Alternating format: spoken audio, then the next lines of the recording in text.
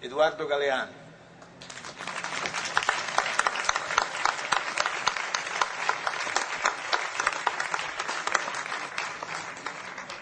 Hola, buenas noches a todos.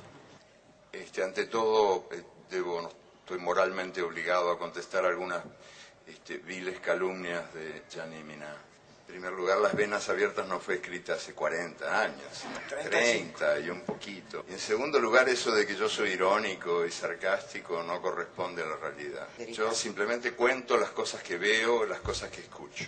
Por ejemplo, el otro día yo escuché a un cocinero que reunió a las aves, a las gallinas, a los gansos, a los pavos y a los faisanes y a los patos.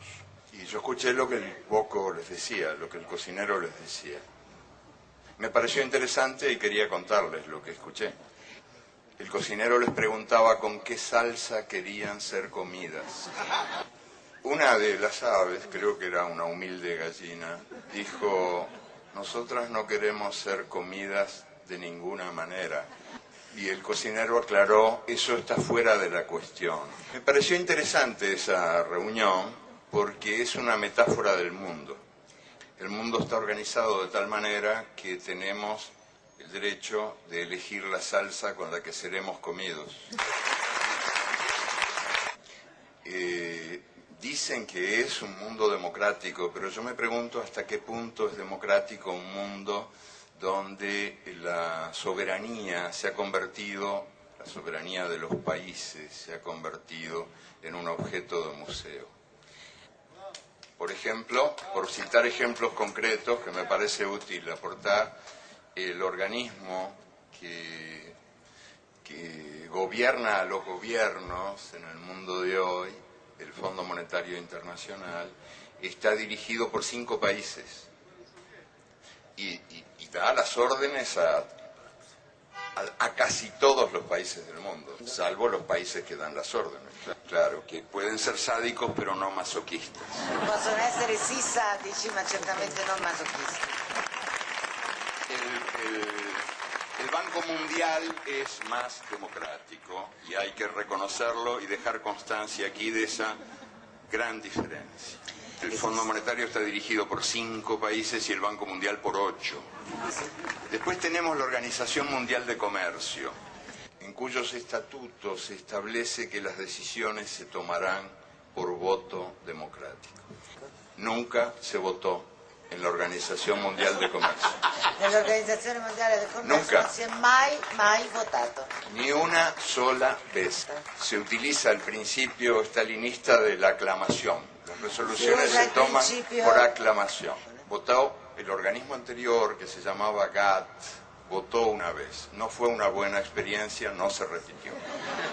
Nunca se repitió. Entonces, ¿podemos hablar de un mundo democráticamente organizado cuando el mundo depende de 3 organismos no democráticos que toman las decisiones en lugar de la humanidad?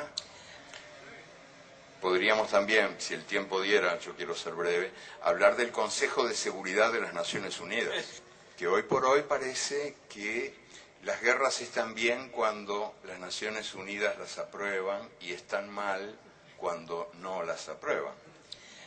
Pero ¿quién imparte questa benedizione? ¿Quién imparte questa benedizione? Las Naciones Unidas están formadas por una Asamblea General. Ahí estamos todos los países, todas las voces, incluso la de este señor que también quiere participar. Tutte le voci, ma è simbólica. La Asamblea General es simbólica. Formula recomendaciones, no toma decisiones. Las decisiones las toma el Consejo de Seguridad.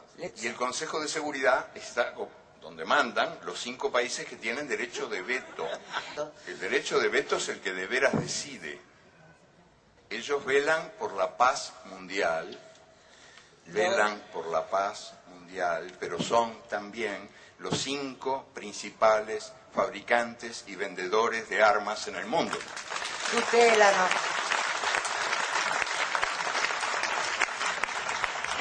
Claro, Estados Unidos, Inglaterra, Francia, Rusia y China.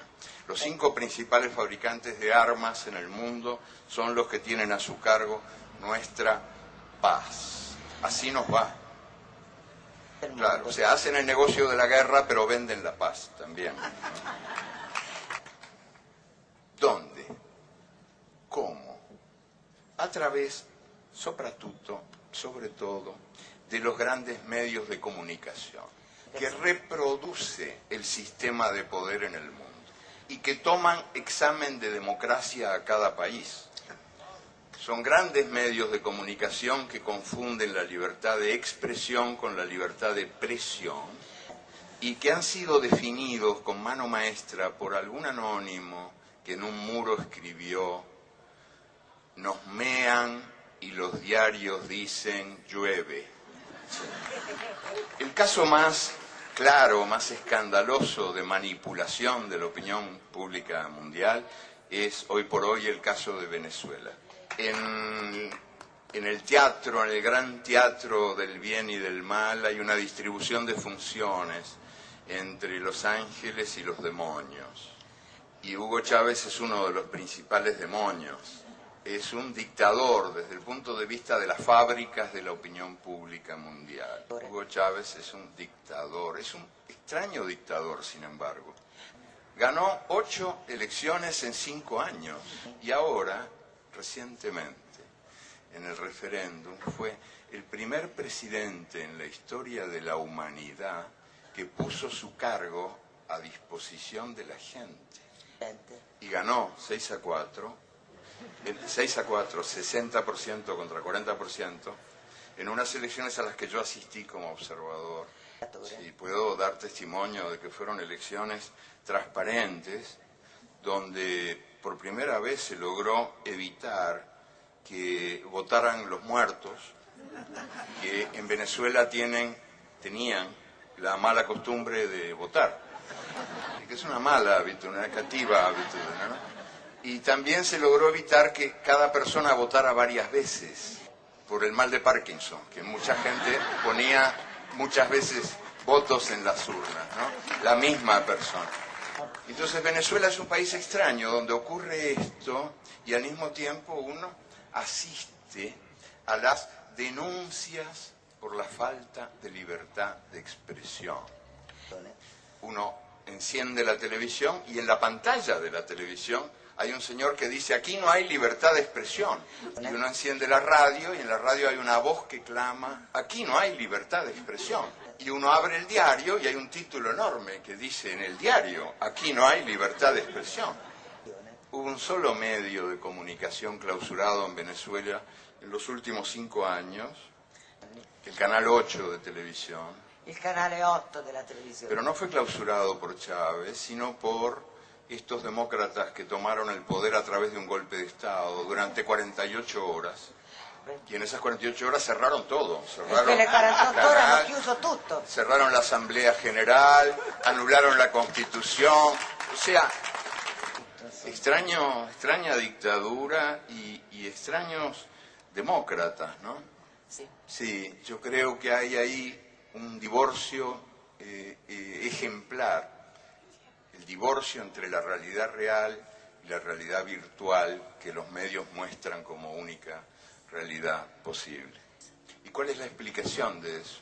Muy sencillamente, les cuento que en Venezuela había 5 millones de personas sin derechos cívicos, porque no tenían documentos, y los hijos no podían ir a las escuelas porque no tenían partida de nacimiento. Eso es lo que Chávez está cambiando, porque en pleno paraíso petrolero, en lo que se llama la Venezuela saudí, había 1,5 millones de analfabetos, que ahora se están alfabetizando.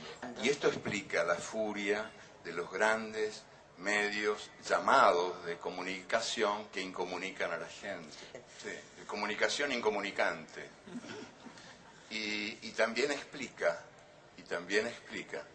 el resultado de esta elección y de las elecciones anteriores, porque hay un pueblo que resume su actitud de perfecta manera a través de la frase que dijo un venezolano pobre que fue encuestado recientemente. Sí, que es más expresiva que cualquier discurso. Dijo, yo no quiero que Chávez se vaya porque no quiero volver a ser invisible.